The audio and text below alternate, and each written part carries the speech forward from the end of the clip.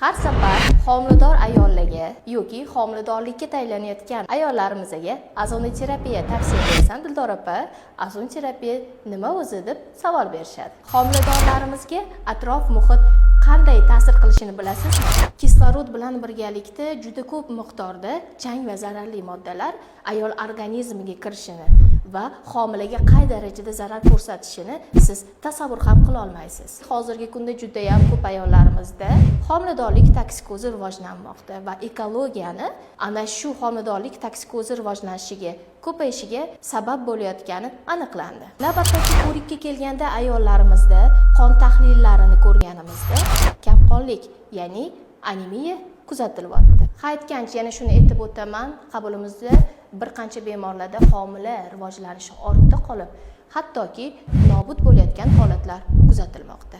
Ana shu holatlarni oldini olish uchun shahardan tashqarida erta tongda toza havoda ayollarimizga, homiladorlarimizga sayr qilishni tavsiya beramiz. Bundan tashqari xonani tozalik darajasini ushlash uchun vaqti bilan shamollatib turish shart. Juda ko'p holatlarda ayollarimiz, homiladorlarimiz kelib, Dildor opa vitaminlar yozib bering deyshadi.